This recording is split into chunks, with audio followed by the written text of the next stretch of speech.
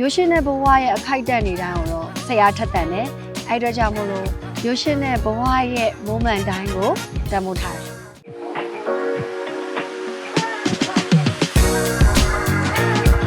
ကျွန်တော်တို့ကိုနောက်မှာ portrait photographer ပါဒီနေ့မှာတော့ကျွန်တော်တို့ Vivo ရဲ့နောက်ဆုံးထွက်ထားတဲ့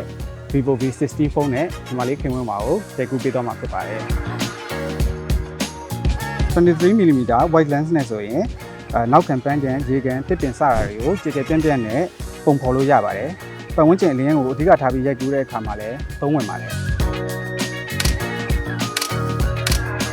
35mm focal lens ကဆိုရင်လူရဲ့မျက်လုံးနဲ့အနီးဆက်ဆုံးတူညီတဲ့မြင်ကွင်းကိုရတဲ့အတွက် storytelling လုပ်တဲ့နေရာမှာအရန်ကိုအားတာတဲ့ focal lens တစ်ခုဖြစ်ပါတယ်။ဝင်းဝါရဲ့ပန်းညံနဲ့လမ်းလျှောက်နေတာပန်းတွေနဲ့အပြန်အလှန်ရှိနေတဲ့အခြေအနေကိုတဘာဝကြကြနဲ့အနီးကပ်ပုံဖော်ပေးနိုင်ပါတယ်။ဒါက subject နဲ့စိတ်ခံစားချက်နဲ့ပတ်ဝန်းကျင်ရဲ့အငွေ့သက်ကိုဒီဇိုင်းနဲ့ဖော်ပြပေးထားပါတယ်။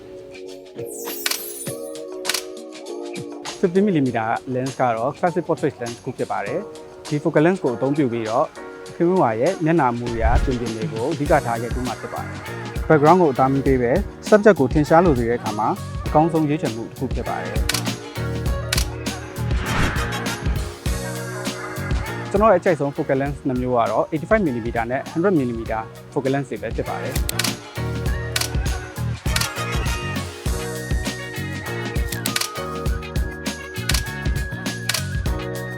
telephoto lens နဲ့နောက်ဆုတ်ပြီး zoom ဆွဲလိုက်တဲ့အခါမှာခင်ဝါနဲ့ရှုခင်းကပုံနီးလာပြီးတော့တဘာဝကြကြရောဆက်ထားပါတယ်။အဲ့ဒါကိုတော့ special compressing လို့ခေါ်ပါတယ်။ဒါ့အပြင် Vivo V60 ရဲ့အဆင့်မြင့် Zai portrait camera စနစ်ကဓာတ်ပုံတစ်ပုံချင်းစီတိုင်းမှာပုံရဲ့အဓိက subject ဖြစ်တဲ့ခင်ဝါကိုနောက်ခံရှုခင်းကနေတဘာဝကြကြပိုင်းခြားထားပေးပါတယ်။ Real nature ဆိုတာတဘာဝကိုတန်ဖိုးထားတာပါ။ဒီပန်းပင်လေးတွေတစ်ပင်လေးတွေရေကန်လေးရာဆိုရှင်လည်းဘာဝရဲ့ငြင်းညက်မှုကိုပေးနိုင်ပါတယ် Village nature ကိုအဓိပ္ပာယ်ဖွင့်ပါဆိုရင်တဘာဝနဲ့ကိုယ်တိုင်နဲ့ဓာတ်ရိုက်ထိတွေ့ခွင့်ရတယ်လို့ပဲဆိုလိုချင်ပါတယ်ဥပမာဝါရီစိတ်ရမ်းရှုပ်ထွေးလာတဲ့အချိန်ပဲဖြစ်ဖြစ်အလုပ်တွေများပြီးတော့စိတ်ဖိစီးမှုတွေများလာတဲ့အခါမှာပဲဖြစ်ဖြစ်တစ်ပင်စိမ့်စိမ့်လေးကိုကြည့်လိုက်တဲ့အခါရေကန်စိမ့်စိမ့်လေးကိုကြည့်လိုက်တဲ့အခါပန်းပွင့်လေးတွေကိုနမ်းရှိုင်းလိုက်တဲ့အခါမှာရရှိလာတဲ့စိတ်ခံစားမှုကတဘာဝရရှိတဲ့စိတ်ကျေနပ်မှုစိတ်ကြည်နူးမှုဖြစ်တယ်လို့ဆိုလိုချင်တာပါ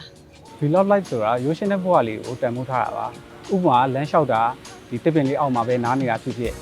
ပြီးတော့ပန်းကင်းတစ်ခုကိုကြည့်ပြီးဖြစ်ဖြစ်ဒါတွေကတကယ်ကိုဘဝကိုလှပစေတဲ့အရာတွေပဲဖြစ်ပါတယ် Villa flight လို့ပြောပါဆိုရင်တော့ဟိုအတွက်ကရိုးရှင်းတဲ့ဘဝရဲ့အခိုက်အတန့်နေတိုင်းကိုတော့ဆရာထက်တန်တယ်အဲ့တော့ကြောင့်မို့လို့ရိုးရှင်းတဲ့ဘဝရဲ့ moment တိုင်းကိုတန်ဖိုးထားတယ်အဲ့ဒါတော့ Villa flight ပေါ့ကဲအခုတော့အားလုံးလှည့်ရောက်ပါပြီကိုနေထိုင်ရမျိုးပြတဲ့ကကိုချက်ရတဲ့ဘဝတွေကိုပုံလေးတွေနဲ့ပြသလိုက်ပါအောင်ခင်ဗျာ Vivo V60 ကိုယူပြီးတဘာဝရဲ့အလှတွေပုံဖော်ဖို့ focal lens ကိုရွေးချယ်လိုက်ပါတဘာဝနဲ့အမှုပညာတွေပေါင်းစပ်ထားတဲ့ပုံရိပ်တွေကိုဖမ်းယူပါကိုယ့်ရဲ့ portrait တွေကို #VillaLife မှာမျှဝေပြီး Vivo ရဲ့ VillaLife campaign မှာပါဝင်နိုင်ပါတယ် Vivo